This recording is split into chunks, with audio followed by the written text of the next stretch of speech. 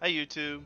I had a request in my previous Age of Wonders 4 video for an angel build, so I'm going to walk you through my thought process on making it, and then, the culture, race, tomes, all that. So, the first thing I was looking at was the Angelic transformation, which we're basing things on. So, let me just walk you through, essentially, what it gives, and then why I chose sort of to build the way I did.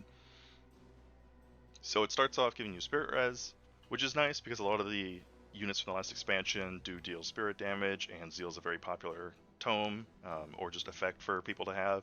So getting Spirit Res is nice. However, the Blight and Frost are pretty common damage types, um, both from like enemies in the world, in addition to people liking the tier 5 nature tome and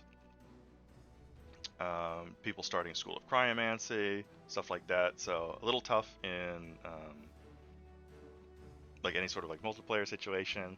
It's not really going to affect your world clearing too much because by the time you get the transformation, it's a tier 4 transformation. So um, you should be already like easily clearing and not really having to worry about it as much.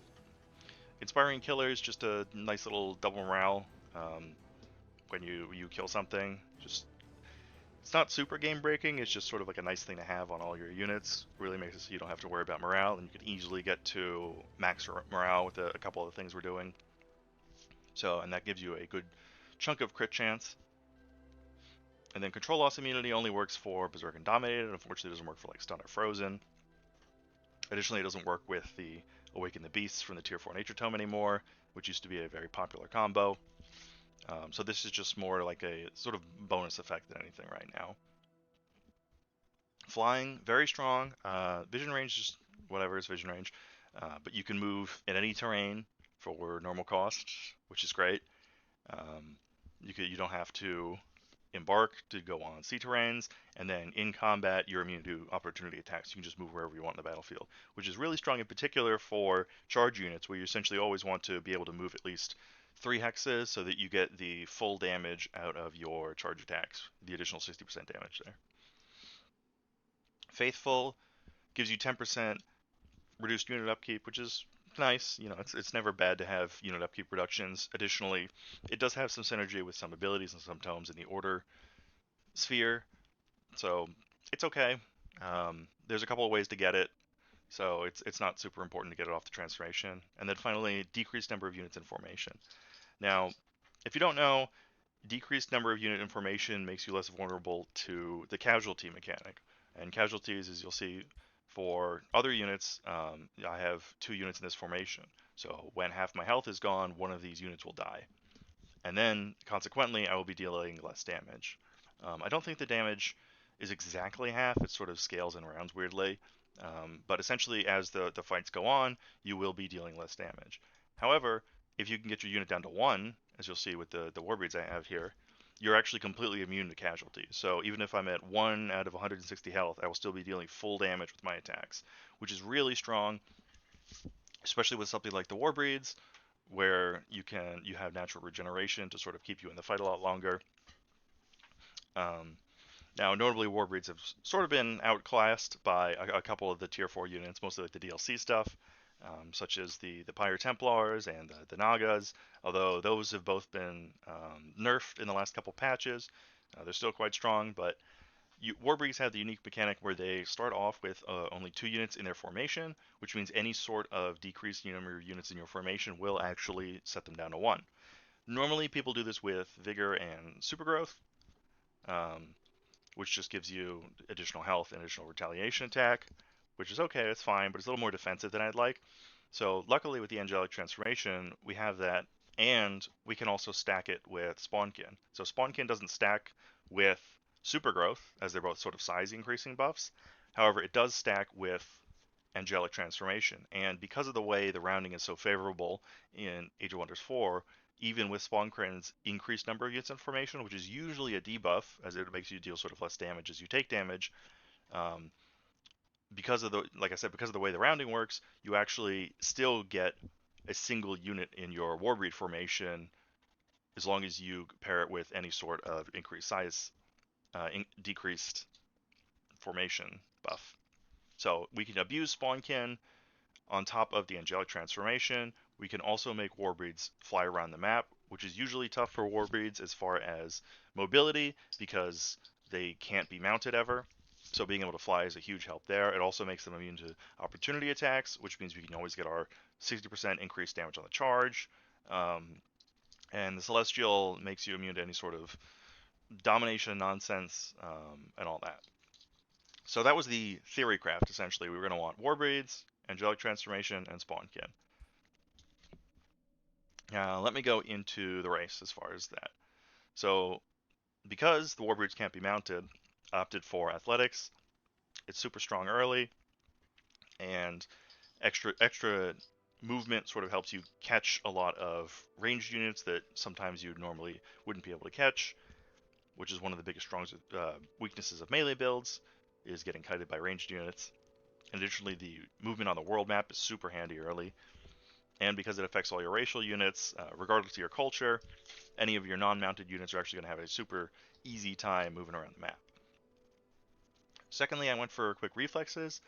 This is helpful for melee builds, mostly for clearing nodes, because the AI will send its ranged units up until they can attack you at a reasonable percentage, and quick reflex actually makes that like an additional square. So they will come in closer, which means you're easier able to hit them again in melee range. Basically, just help you not get kited, right? That's sort of the focus of both of these. If you, for some reason, don't want to use quick reflexes, strong is also pretty strong, as the name suggests. It just gives you 2 bonus physical damage, which is doubled for single target attacks, which charge attacks are, so that would give you 4 additional physical damage right off the bat, which is like a free enchantment, so that's really strong. I just think quick reflexes, we don't really have anything to sort of replace it in the tomes or anything, so I think these 2 are the best. You could also, if you wanted to, take the debuff. I forget what it's called at the top of the head, but the one where you have 1 less resistance and armor in defense mode, as we're not going to be going in defense mode that much. I did not for it here, just because I was trying something out with defense mode, but I didn't think it worked really well. I'll get into that in the tomes. But you could do that, and then I would probably take either Hardy for 8 bonus HP, which is just nice for, generally making your units bigger and keeping them alive. Or you can go for adaptable, just additional XP multipliers on your units so that you can rank them up and, again, make them tankier, etc. So those are the 2 things I would pick there if you wanted to opt for that. So that's a race. I think Orc Angels is cool, especially as like a Chaos faction, but obviously, pick your favorite. So for culture, I ended up going Dark. The culture is pretty flexible in this build. I'll talk about when we're in the tomes as far as the... Actually, I'll do the society traits to talk about the affinities we need. But the dark, you see, only have 3. We don't need any dark affinities. I just chose to go for it because the culture has very powerful shock units.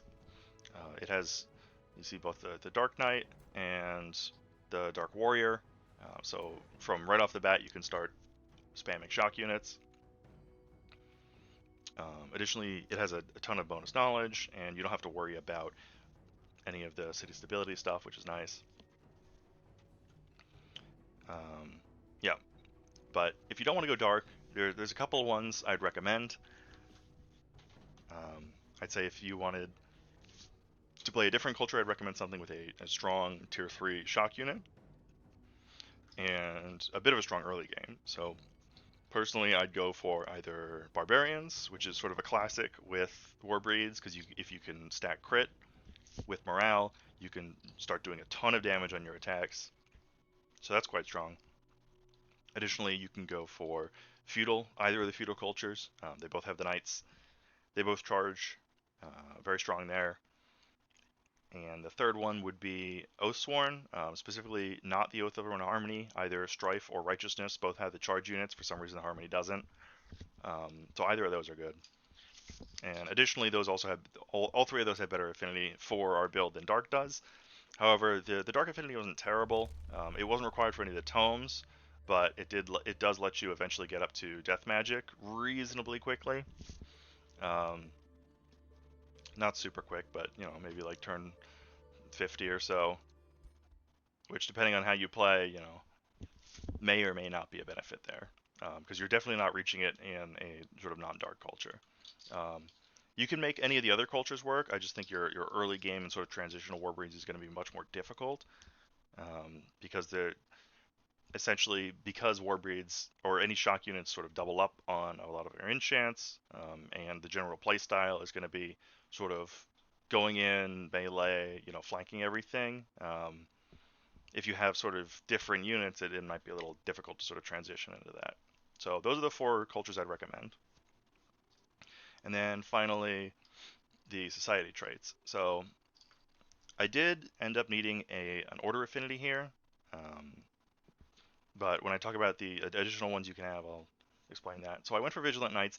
I don't think this is as strong. I was just trying it out.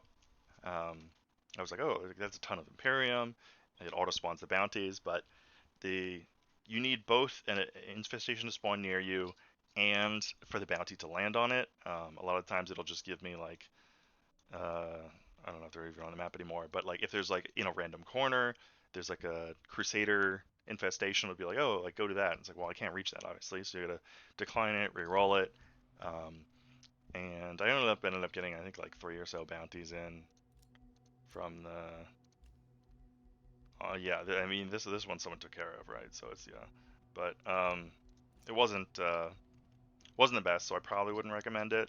I just thought it'd be cool, like giving Order Chaos Knights to, do that, but it gives you the Order finish, which is nice. And then of course Fabled Hunters, just super strong. Everything about it's strong, but most of your resources, especially early game, are going to be coming from clearing things and generating additional HP is really strong, stacks with natural regeneration, and starting with bonus units is always good. So let me show you some of the additional things you can go for. So see Fable Hunter, Vigilant Knights. As far as the pips for your affinities, given the dark culture, I did need some extra ones. So essentially what you're looking for is either 5 order and 1 nature, or 6 order. So given that we are going to be taking 4 order here, you basically only need 1 order and 1 nature. So other order things I think are good. Vision of Promise, very strong. It did get nerfed, but it's still pretty strong. Essentially just gives you a free city that you have to conquer, and then when you conquer it, it comes with a building that increases your income in that city, and it transfers your throne over to it. I think it's like 30% additional income or something, but it's pretty good, plus like free city basically. I don't remember what Visions of Destiny is. Peacemaker is probably not for this build. Relentless Crusaders is pretty strong. This is probably what I'd go with if I was to sort of run that build back. You get Imperium for fighting empires, which is generally you're going to want to be in a war in most cases, given that we're going to have so much Chaos Affinity, to sort of, farm their units, farm XP, farm gold, blah, blah, blah, blah, blah. Yeah, and it does help with some of the more war hungry, if you're just playing like AI or whatever, or even other people if they're playing evil. The grievances help them sort of not declare war on you, or makes it easier for you to declare justified war for the increased Imperium there as well. So it's sort of like a twofold Imperium. The only problem with this is it doesn't give you any sort of clearing power early, which is a bit tough. No bonus units, no bonus rank or anything, but I still think it's very strong. Bannerlords I don't think is strong. Chosen Uniters is okay if you want a vassal. Notably, you can do forced vassalization. The problem with vassals is obviously, I think it's a fun way to do it, but it's quite weak in multiplayer because their the stacks they send out can be easily farmed, and the income doesn't really make up for what you get from just like raising the city normally, and then you sort of have to deal with the cities, taking nodes for their own city and stuff. They're strong, and Chosen Uniters is certainly a way to play, but it's also it's its own thing. I know the last build I was pushing more for like good and vassals and stuff, and I think that build did it a lot better than this one does. This is very much more sort of a given the chaos affinity, a lot more sort of combat centric. You definitely want to sort of close the game out faster. Devotees of Good is strong. This one's a lot stronger, but it's because it starts with the extra unit and gives you more Imperium for good alignment. The problem is it's very difficult to play good alignment when you have so much chaos affinity because you want to be pillaging, you want to be raising cities. So keeping that good alignment is very difficult. Maybe if you're playing Oath of Righteousness, this would make sense. And starting with an extra, support potentially is very strong in the early, but I think it's a little difficult for this culture. Imperialist is fine. Again, it doesn't give you any sort of early clearing power, but it does give you the bonus pop to start and a 20 gold income on your throne city and potentially other cities if you position them properly. The stability, if you're playing dark, doesn't really matter, but it's good for other cultures. So Imperialist devotees and Relentless Crusaders and Vision of Promise are probably the order things I'd go for. You can also play Chosen United if you want as well. Actually, I probably wouldn't recommend Devotees of Good unless you're really able to. Unless you're playing Oath of Righteousness, I probably wouldn't play them outside of that. So those are the order ones I go for, and I'd say generally most cultures you're going to want one order thing here, and then the second one can either be Fabled Hunters or some other strong ones are Scions of Evil, which obviously doesn't stack with Devotees of Good or Chosen Uniteds. Reclaimers, very strong, especially because you're going to want to be pillaging and raising anyways. This one gives you the fragments that are kind of difficult to get, and it auto starts you off with the item forge. So again, no clearing power, but it does sort of torpedo you to getting tier 4 items on your heroes very quickly, so that's strong. And then Swift Marchers and Cult of Personality are obviously just super strong on their own. Those are probably the only ones I'd recommend. Prolific Swarmers is okay because we are, not really pretty much 0 magic units in the build, so you're always going to have the base upkeep, and then it starts you with an extra unit, and racial tier units start with 1 rank. Very strong, as we're going for Spawnkin from Tome of the Hodor anyway, so you can spam some tier 1 units, especially if you're Dark Culture, just running out Dark Knights or whatever. That can be quite strong as well. And then Runesmiths is also very strong as far as you start with an extra unit, and you you torpedo your knowledge because a lot of the stuff we're researching is enchantments, and then saving a lot of mana and gold throughout the reduced upkeeps. I wouldn't go for anything that has like battle mage or support or range stuff on it. Not very strong. Those are probably the ones I'd recommend. And then yeah, I already went over the cultures. It's like barbarian, the Tuo Sworn, and feudal. All right, then let's get into the tomes. So for the tomes,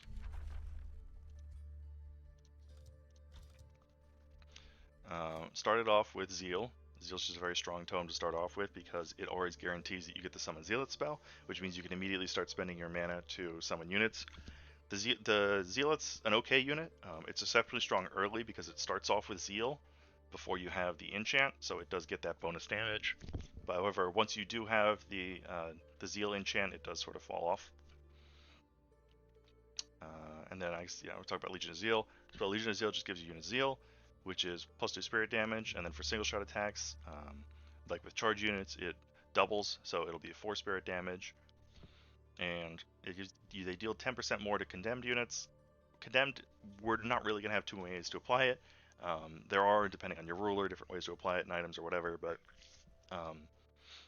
it's just sort of like a nice bonus. We're really here for the damage and synergy with Zeal that a lot of the tomes have.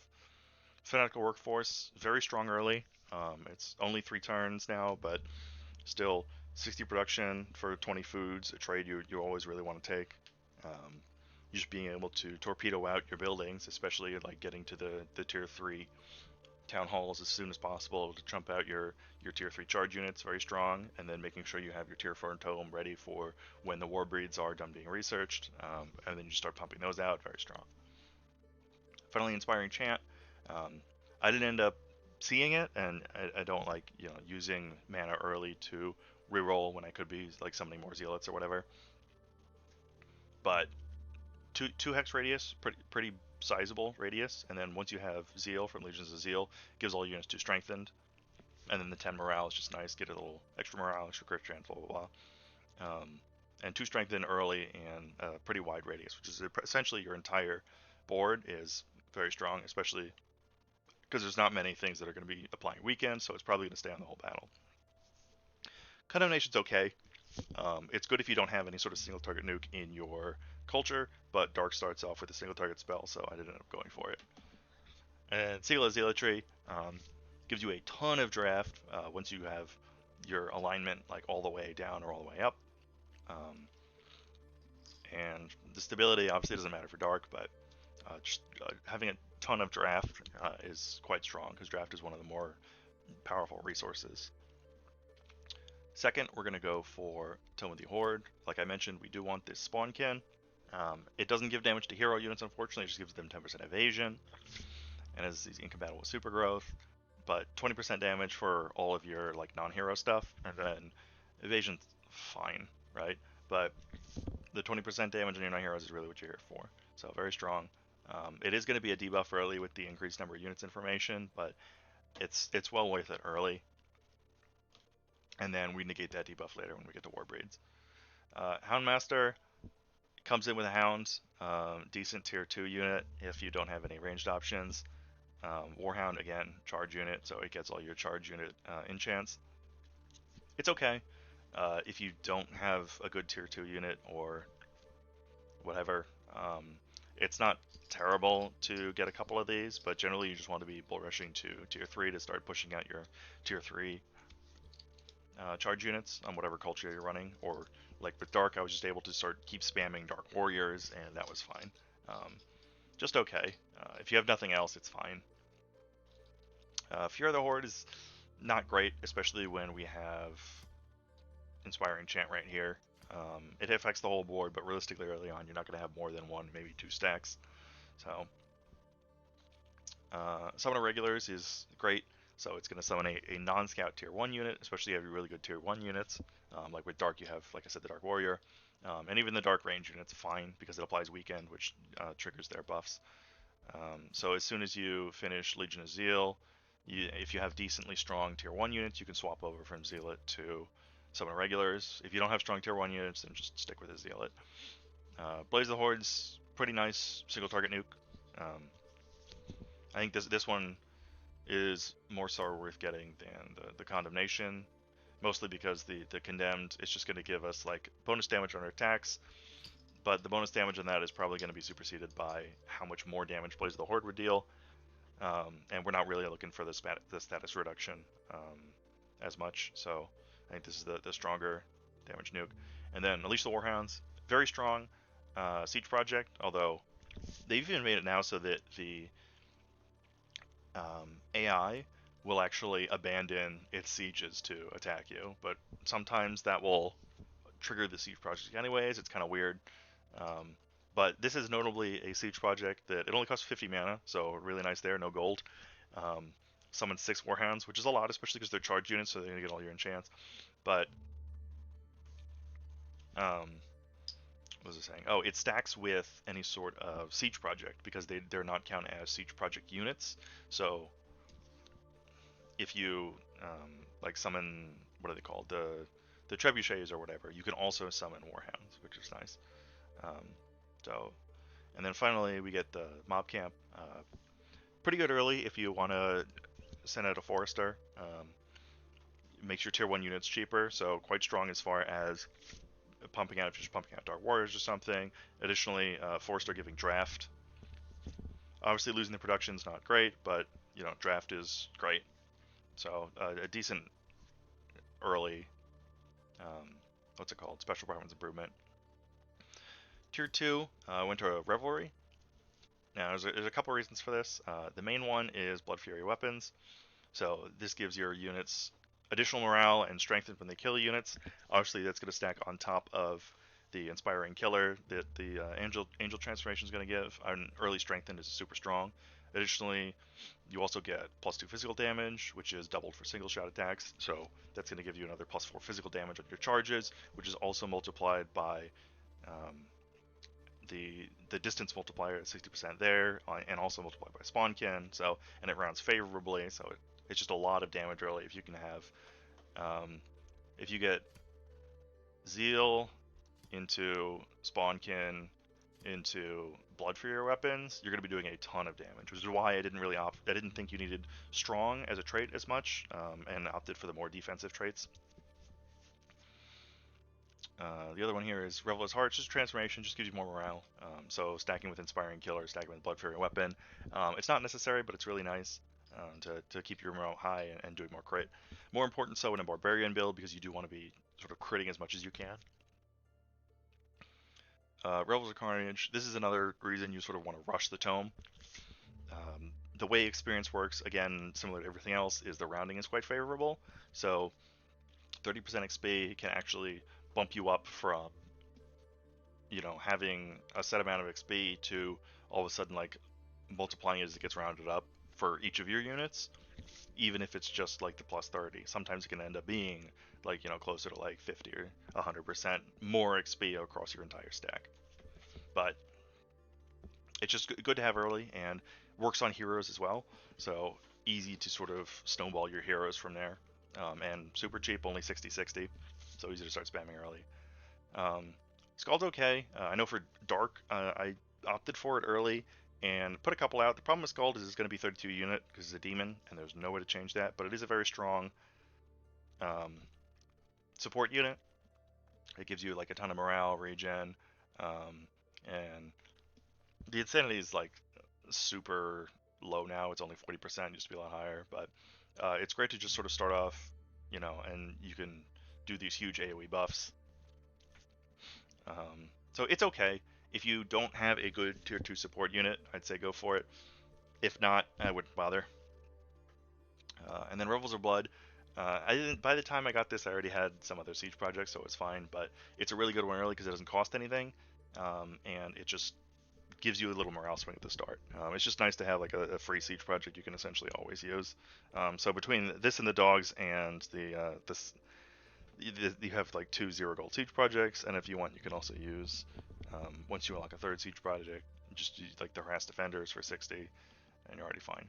Carnival Refresh is fine. I wouldn't prioritize it. It's just, you know, you can do it later as a farm. It just gives you more draft as a farm, which is good. It's just not anything special, really. But pretty good tome, especially when we're stacking all these buffs and getting bonus XP out pretty early. 3rd tome, we're going to go Tome of Shades. This has some nice affinities as far as the Dark and the Materium. Not like for future tomes, but just in general, these are both pretty good trees. And we're doing this mostly for the Shadow Blades. So this makes your base attacks ignore 50% of armor and resistance if they're blind. There's a couple ways to get them blind. There is a very strong unit later on in the Angel Tome that we can talk about, but generally the way you're going to be able to do it early is Rending Shadows, which is essentially going to be your go-to damaging spell. It's Materium Shadow, so unfortunately we don't have like an order damaging spell in this build, but the Materium, what's it called, like debuff that you can build in your Throne City gives you Sundered Armor, which stacks with you know, additional Sundered Defense. And given that you're dealing sort of mostly physical damage, that can be a sizable damage increase as well. But so there's a 90% chance coming blind, which is good early, sort of falls off late, but because it's a, you know, 1 hex raise, you can definitely get a couple. So pretty good spell. And then the other way to get blind is Living Shadow. So whenever you're attacked within 2 hexes, so not even just melee, they have a 60% chance of coming blind. And it's not a lot, but it counts for every attack. So if you're getting triple attacked, then, you know, that's 3 hits on it. Additionally, you get 10% evasion, which is decent, of course. Any sort of way to avoid being kited is nice. Shade networks, fine. It's a lot of production and like 300 gold or something, but any additional knowledge is always welcome. The shade itself, I'm not a fan of, especially if you're playing, like I recommend, any sort of culture with a tier 3 charge unit. I think those are just stronger. But it's okay if you really want it. I just wouldn't really recommend it. But I think the Shadow Blade itself is worth the rest of the tome. And then Living Shadow, a little network, and then this little AoE thing. So I think that's the tier 2 tome. Then tier 3, we finally get between Horde and Revelry, we have enough Chaos Affinity. We'll have 4 Chaos Affinity to unlock Tome of Devastation. So Tome of Devastation, obviously, Warbreeds, bang. Like here's our tier 4 unit. So this is why you're here. Additionally, Flame Burst weapons, very strong, 20% crit, and whenever you kill a unit, they explode, dealing some fire damage to nearby units. Just good. It's a good melee enchant. Particularly good for barbarians if you want to focus on stacking crit chance. Between this and Revelry sort of scaling our morale very high, you can easily just get a lot of crits off, which can lead to a sizable damage increase for the Warbreeds.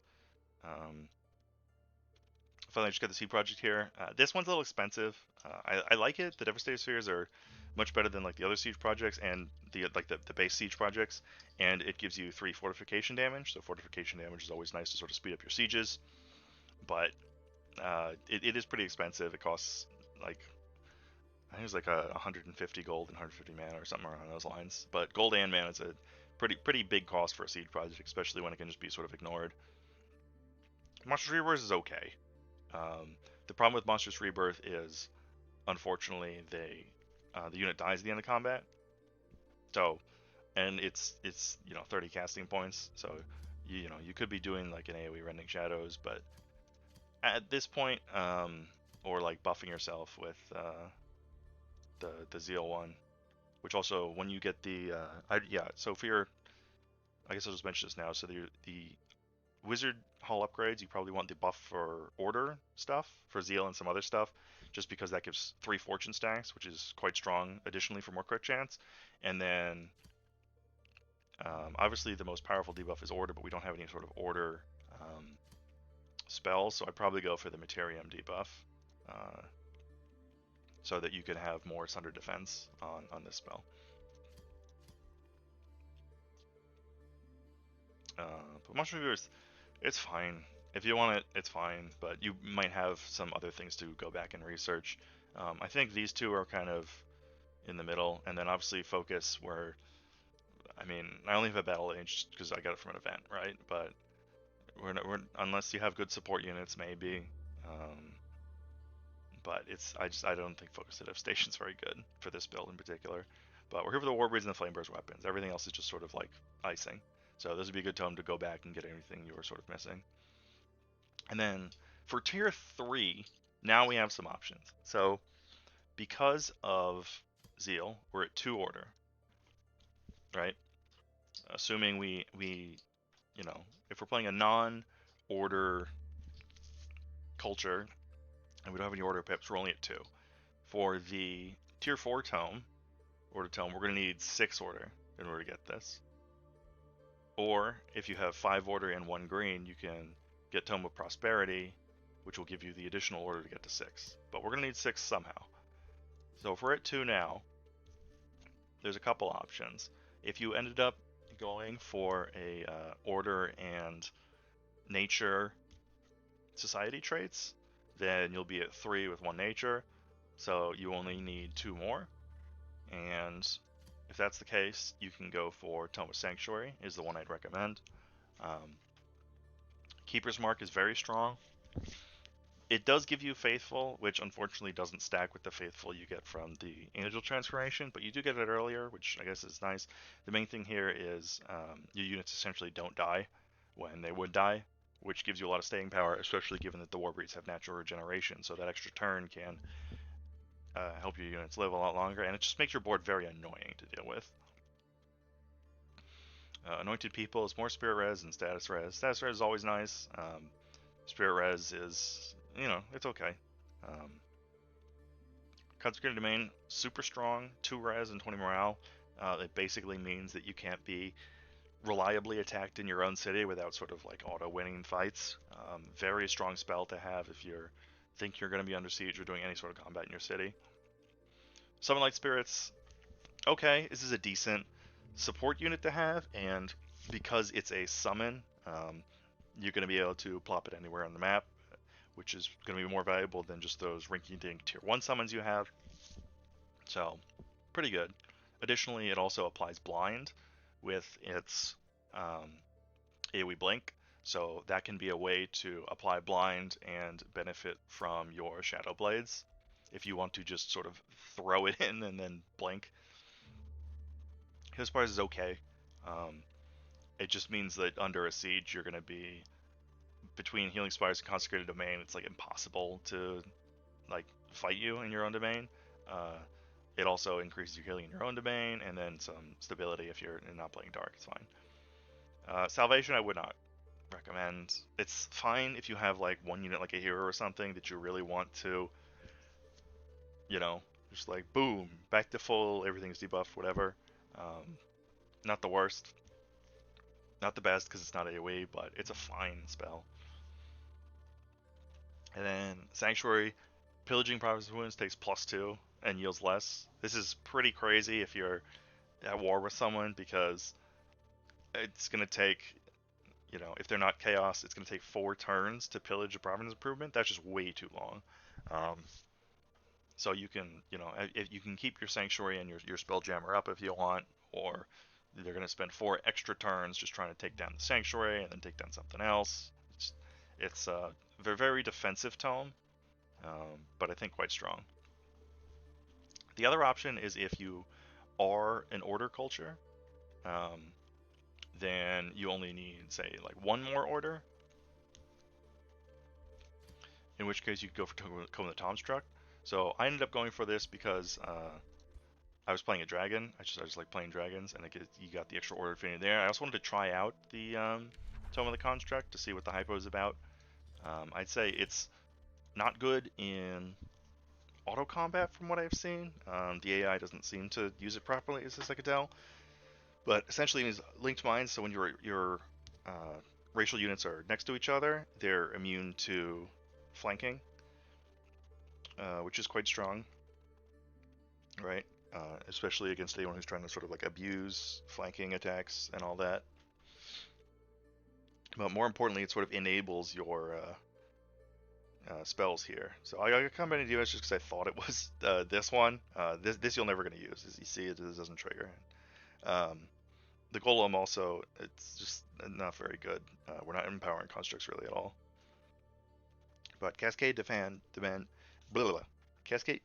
Command Defend gives you defensive masters. So when you end your turn, you're going to end it in defense mode, which is great for shock units because you're always just going to want to attack, right? You run around the battlefield and attack. And then if you get in defense mode, that's pretty good. That's why I didn't opt for, because I wanted to use the Tome of the Construct here, that's why I didn't opt for the race debuff, reducing your defense mode effectiveness. Additionally, you dispel 2 negative status effects, and essentially you just line up your units in a line and then use it on one. It uses all of them. So this is a big AoE spell for only 25 casting points and 30 mana, which is really efficient as long as you sort of position properly. But that's sort of why I feel like the AI doesn't use it properly if you're auto resolving. I wasn't very impressed with that, but it's very strong in a manual combat, is what I'd say. And then when you obviously, it counts as a order buff. So when you upgrade your wizard tower, you can get the order buff. So this will also apply 3 fortune. And then reposition is another super strong one. Hastened is very important. Very fast unit, gives you essentially additional like square to a unit movement in combat. Strengthen, and any strengthen is always nice. And then again, it'll give you the fortune because it's an order spell, and you just line them up and play it. Getting hastened, super strong. Um, Generally, you're going to want some form of hastened. So whether that's the I think the options this build has for hastened are Tome of the Construct. Um, the You can, if you're playing like a Chaos Culture, you take some Chaos traits. You could take Chaos Lord for Demonic Onslaught, which is quite strong. It's just the rest of this isn't very strong. And then the third one is to get some sort of, I think, Ritualist. No, it's a Warlock. There we go, Ritualist. And if you level up your Ritualist, you can go down either way. If you go down to this one on the left at the bottom, you get Rite of Fury. And this is a full action, 3 action, gives all your friendly units, so particularly strong in 3-stack battles or like siege battles, all of them get hastened. And then it counts as a support unit, so as a support skill. So any of the support skills that you picked up earlier on will apply as well to all of your units. So those are the 3 options for getting hastened on your units. Generally, I just recommend getting a Ritualist. I think that's the easiest and most powerful. But that's basically, and then the Worker Construction Axis is fine. It just always gives you resources. It's a decent SPI if you're looking for quarries. Can give you a little extra knowledge. But you're essentially just doing it for the link mine in these 2 spells versus the Sanctuary. I think overall Sanctuary is better. I just wanted to try out Tome of Construct, but if I was to go back, I'd probably do Tome of Sanctuary, and then if you're playing something like an Order Culture, or you decide to play Dragon instead of a different thing, then you could not do an Order affinity, and then I'd probably get Reclaimers here. And then you could do like Reclaimers, Fabled Hunters, which I think would be much stronger.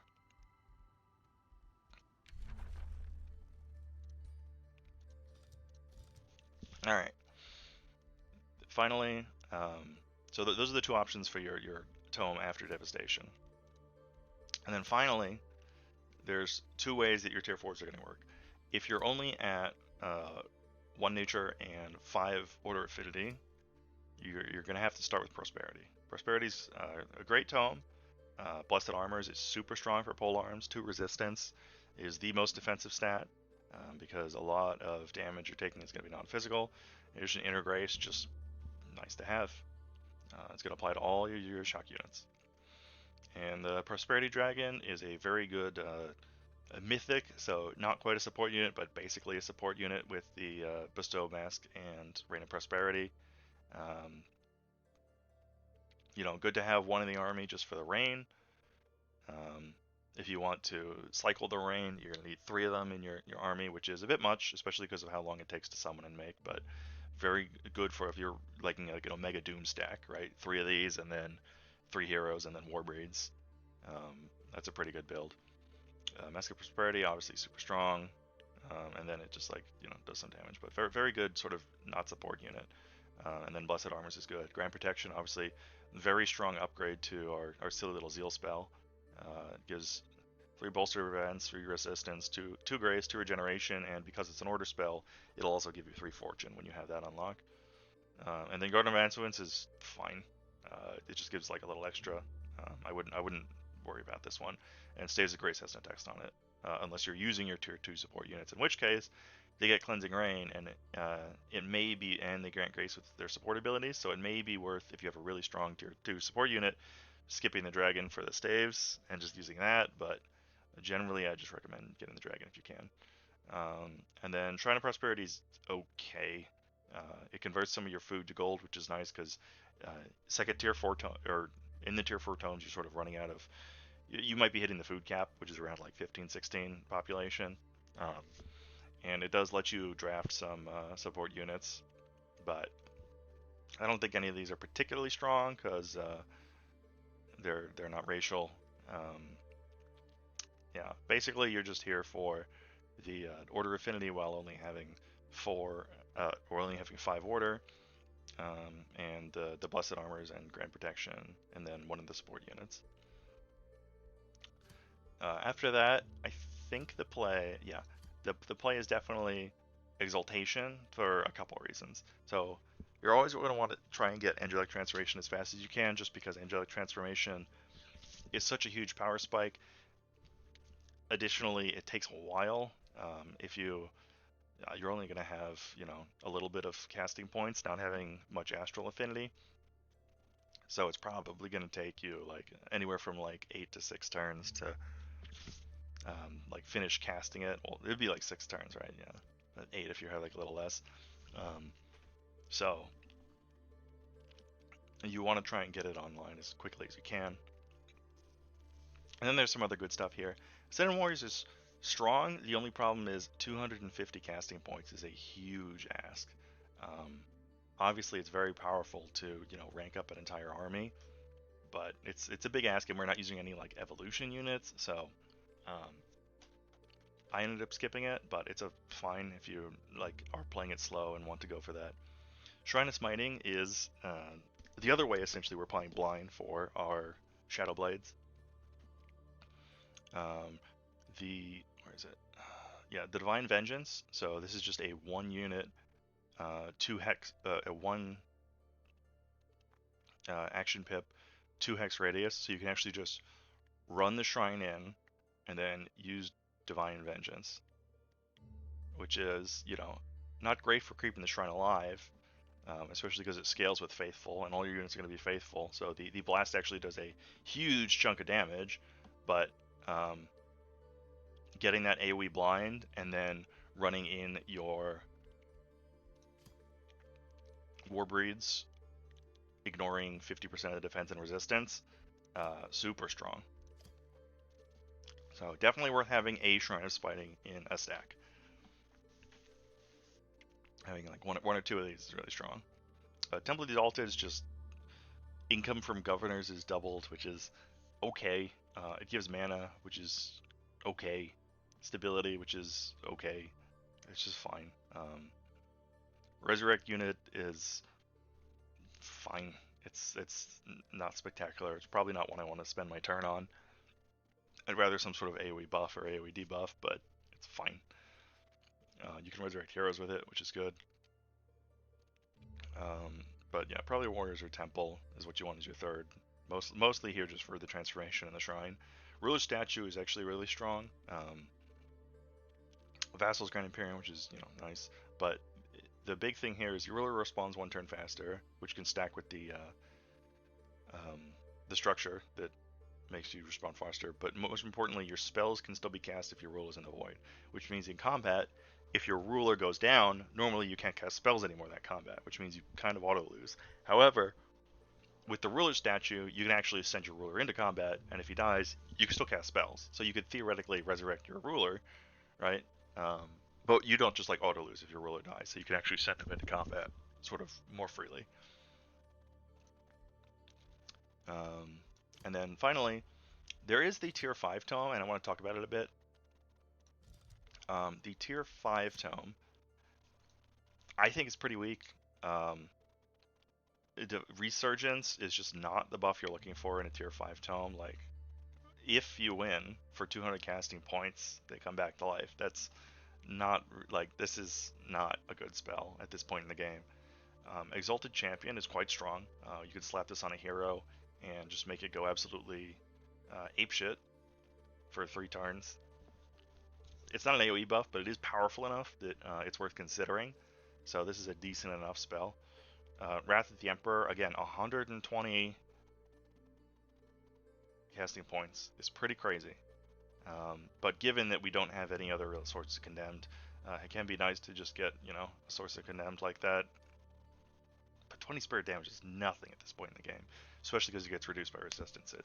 You're mostly just, you're spending 120 casting points for essentially just a Condemned debuff and a demorale stack. And this is just going to get wiped away by any sort of like rally or whatever. It's really, you're here for the Condemned, which is 10% more damage for units, but is it worth all of this? I don't know. And is it better than taking another tome? Which I think the answer is no. I think even Prosperity, if you have the Order Affinity to go Exaltation before Prosperity, I think it's worth still circling back to Prosperity before God Emperor. the only super strong thing is the Mass Revive, where essentially, because all your units are going to have Zeal and Faithful, um, you can Mass Revive your board as long as you have mana, right? And if you get up to the Shadow Magic in the Shadow Affinity tree, and as long as you have mana, you can essentially revive your board for free, which is strong. But that's basically it, and this is a huge mana ask, especially if you're to be like summoning the dragons and stuff. So, um, and you're spending your casting turns on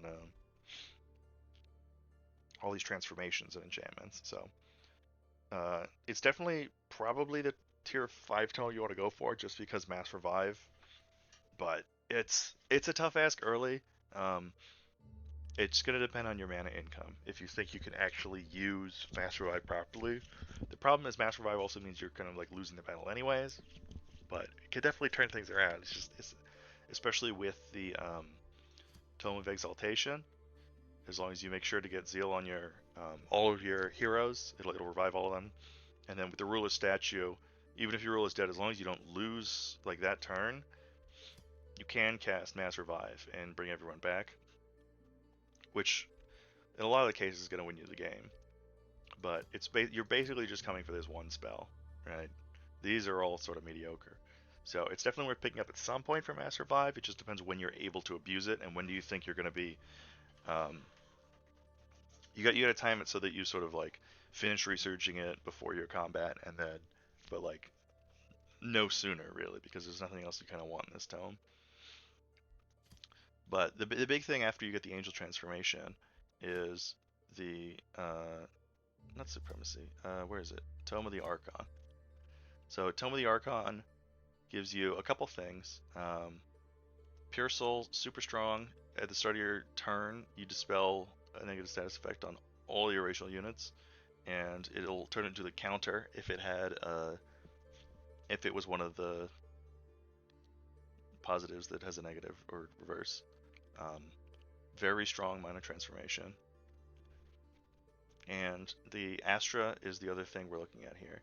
So the Astra, where is it? Let me see if I can pull it up. Okay, let me pull it up on the site. Here. Units, tomes, Archon Prophecy.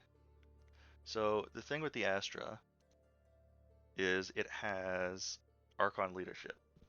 So while it's in the army, it doesn't have to be a leader. When it's in the army, other celestial units gain led by Archon. And isn't it going to show me here?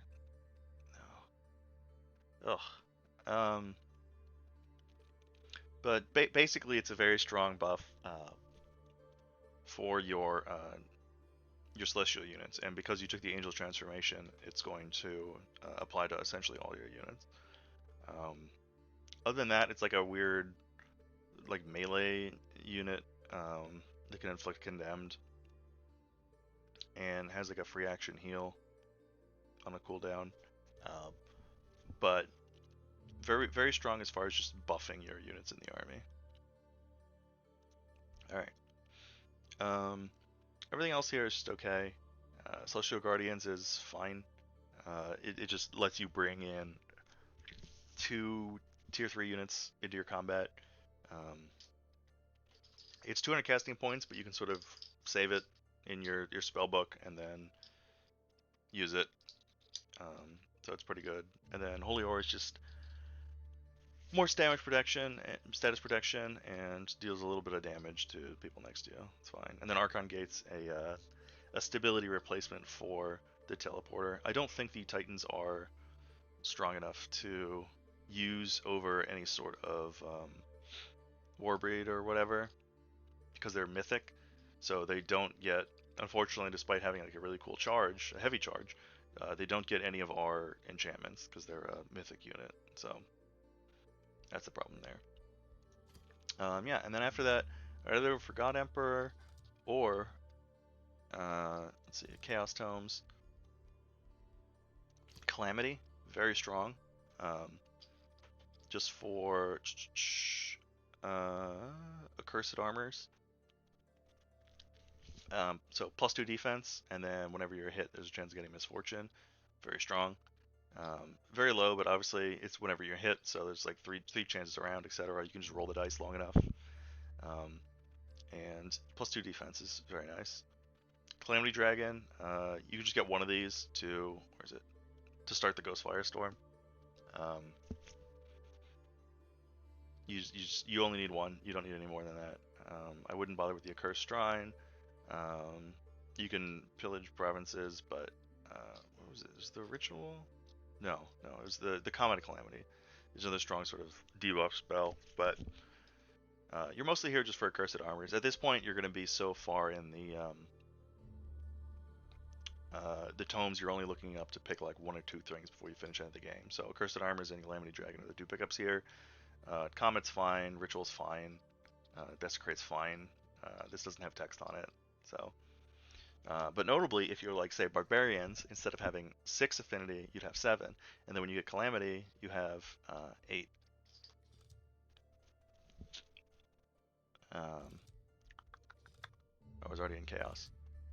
Which then will let you get Tome of the Chaos Lord. If you wanted to get this instead of the Mass Revive, you can get the Demonic Onslaught, which gives you Killing Momentum and Hasten. This is a lot more towards just going forward and winning the combat as opposed to having like a comeback mechanic. Killing Momentum, Hasten obviously super strong, but Killing Momentum is just crazy on especially on a charge unit, because you're full. I mean, you're not going to get the movement bonus obviously, but you're going to be able to deal full damage with that one refund on your action point. So you can do some serious damage with Killing Momentum on your entire Warbreed army. And its Rebellion is ridiculous. Um, there's no chance on this. It's just 3 units are mind controlled until end of combat, which is it's a crazy siege project. If your opponent doesn't like break the siege and attack you. Baylor's fun, but he doesn't really have any synergy with anything we're doing. And Avatar Chaos is fun depending on your ruler. If you're like a dragon or a giant or something, and your ruler's not in a fight, being able to summon your ruler is actually quite strong. If you're just a mortal champion, maybe less so, but it only costs 50 combat casting points, and essentially spawning your ruler into a combat he's not in is quite strong. So I'd say these 3 really, but you're mostly here for like Onslaught, and then Rebellion if you want to win sieges for free. But Onslaught is powerful enough, I think, that there is an argument to going sort of like Calamity, Chaos Tome, than there is for God Emperor, which is basically just here for Mass Revive and maybe Exalted Champion.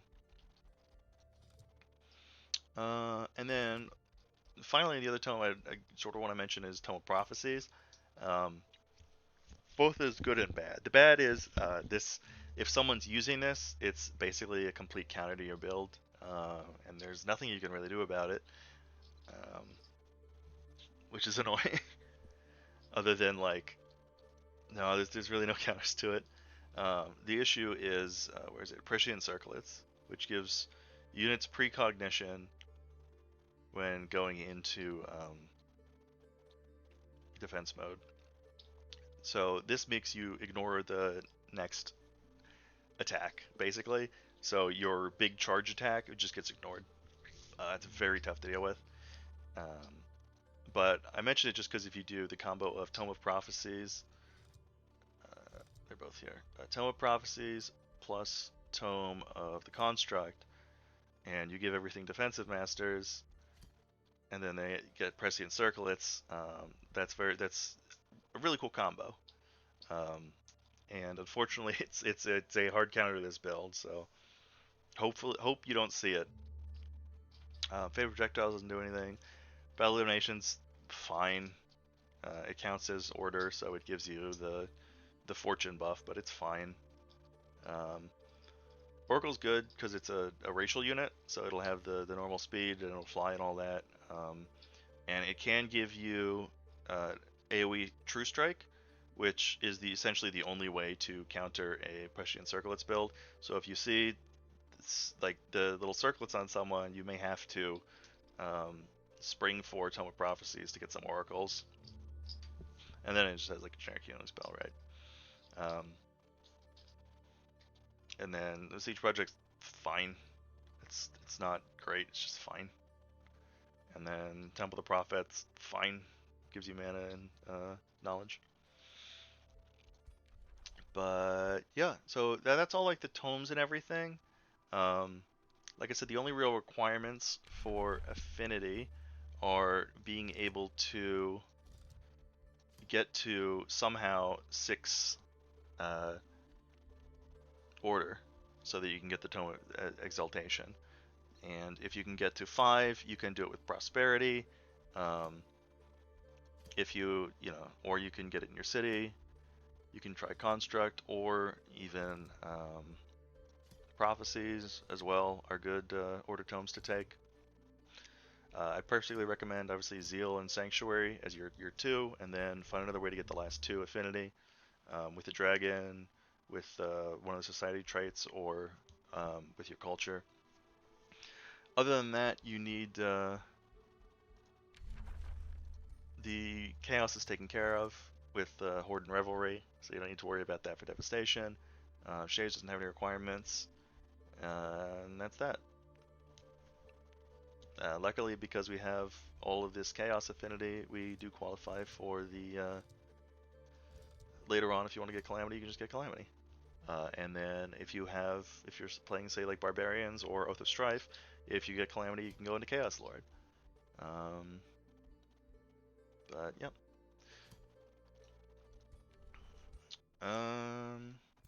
That's pretty much it. I think it did perform pretty well. I'd say as long as you're playing a culture, like I mentioned, with strong charge units, and because the early tomes are so aggressive with all the buffs we get, you should have a very easy time in combat. I'd say personally, you'd probably start off with like a warrior for your main hero, just because or your ruler, because they're going to be able to, if they're immortal, they can get all the racial benefits. If not, it's just so they can sort of like join your team on the, combat. And then for your secondary heroes, I'd probably go for some more supporting. So Warlock, obviously, just very strong. You just get all this here, and then you start filling out the Mortal Champion stuff. Defender, this is sort of like a mid-level. I just sort of gave up on it. But if you can get to Warding Bond, it's quite strong. And again, just like the Mortal Champion stuff.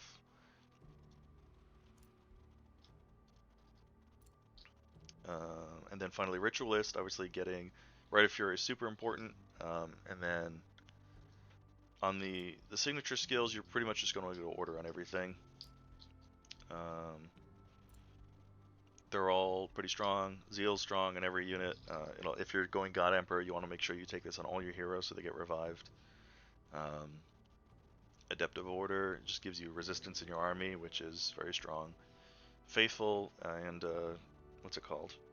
Steadfast. Steadfast is good to make sure your heroes don't die. It's basically like Resurgence in most cases, but it's nice to have. The third one, you can get the Dome of Protection, which summons the Dome on you, but nice heal and then a huge buff for all of your units in there. And then the sixth one, I don't think I hit 16 on anything that wasn't my ruler. Yeah, so like for Dragon Ruler, I just went with Rust Breath. Rust Breath also gives you guaranteed weekend for the Dark Culture, which is nice on top of the like auto dispel. And then I went for Shadow Aspect. So Shadow Aspect on the Dragon makes guaranteed weekend. This was just the 2 things for Dark Culture. Although I'd probably always go Rest Breath, it's just so strong. And then finally, the Elder Dragon of Order, being able to do lead by example, is just insanely strong for morale and all that. Yeah, so I think Warlock, Ritualist, and Defender are probably what you want for your secondary heroes. And then like a Warrior for the main one. And what else? I think that's pretty much it. This is what my affinity tree looked like. Career Soldiers is going to be the important order thing to pick up here. 30% more XP on all your shock units is extremely important. This is good. It's just yeah, nothing else in this really matters. Pacification's good, but it's just the early infestations I just did not get luck on. Um, but career soldiers is very strong. It's probably the only thing you're really going to want in this trade. This is all just sort of like fluff that you had extra time for. Red of Endure when you get to it is a really strong one-time thing. +1 rank on all your non-heroes, but more importantly, you get a full heal, and you can use it in enemy territory or whatever. So this is a really strong one-time thing.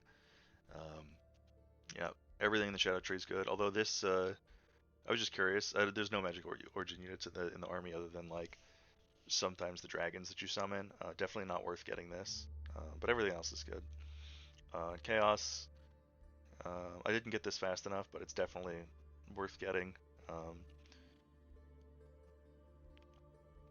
by the time we got it, I was already on tier 3. Or by the time I like thought about getting it, because I was spending Imperium like cities and stuff. But yeah, everything here is strong. But again, it's all like raising and raising cities, pillaging, etc. Which is why it's hard to sort of keep a good aligned. Um, the no astral affinity, sadly. If you do decide like a culture or or getting like an astral society trait or something, you can pick up basically everything in here is good. And then these, the only yeah, the only thing is you're not gonna have much materium, but I mean these are all good. They're just like gold stuff. Um, but yeah, I'm pretty sure that's literally it. Um, Everything you could ever need for this build. So I hope it was helpful. I'm sorry if it ended up going super long. I'll have timestamps down below for like the breakdown between individual parts. And yeah, thanks for watching.